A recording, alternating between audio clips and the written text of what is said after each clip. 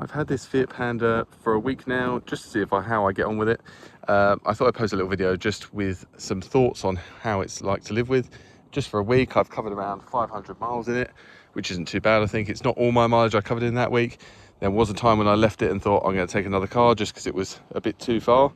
But I've really enjoyed my time with the Fiat. It's got loads of little details around it that show you it is a Panda, like this, which quite happily changes. You've got logos in the arches, you've got the little ones on the wheels, you've got the whole Panda down the side, you've obviously got ones on the front, and you've got them all around the car, pretty much everywhere, including the seats, which say Panda in a kind of way.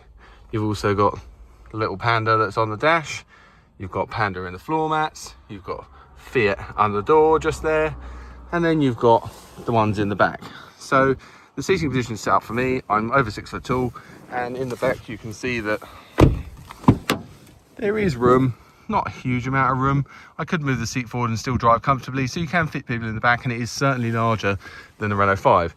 It isn't quite as fun to drive as the Renault 5, and it doesn't quite go as far, but if you want more room, this is probably the car you'll be looking at. There are other options on the market, but if you want something funky and a bit quirky, I'd probably be looking at one of these, to be honest. What else can I say about the interior?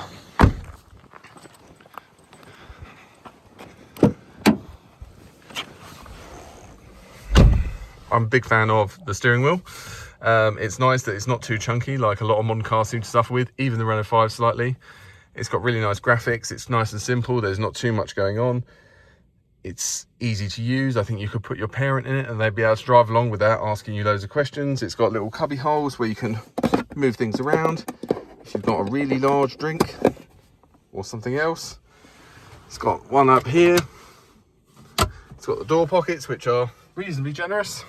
It's got a few nannies on it, which all modern cars have. It's got the lane keep assist, which is a bit finicky on a road like this where you have to move over slightly for other cars coming the other way. It keeps you trying to tell you to keep in lane, and it tries to move you over slightly as well, not very aggressively, I will add.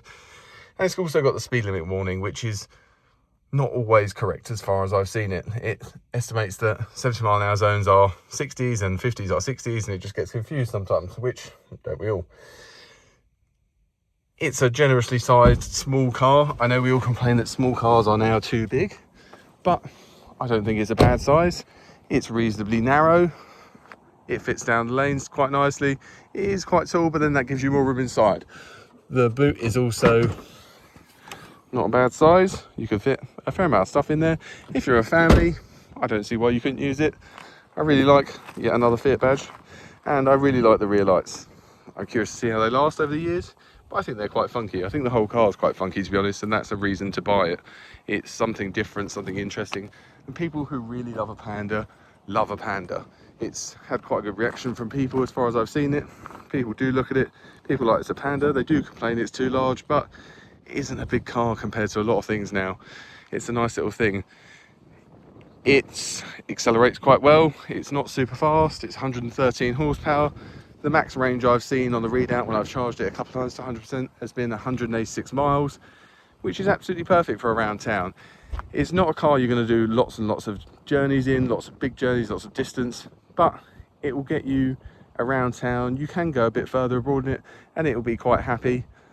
It does feel the effects of driving at 70 on the motorway, but if you knock your speed a little bit down, one of those adjustments, it's absolutely fine. The best thing about it in the way it drives isn't the way it handles or the way it goes or the way it stops, but actually how it rides, which for a modern car in my eyes is really quite well, especially considering the price point. It's comfortable, it soaks up the bumps and all the road imperfections we suffer with at the moment really well. And that was my favourite thing about it, to be honest. It's just easy to use and easy to get on with, and it's comfortable, which I think we can all use a bit of comfortable, can't we? So yeah, that's about it. Just a little look at the Fiat. It's £21,645 on the road as this one sits in this jazzy colour with steel wheels. And what else do you really need from a car? Not a lot, I think. It's a nice little thing. Anyway, if you buy one, good luck, enjoy it.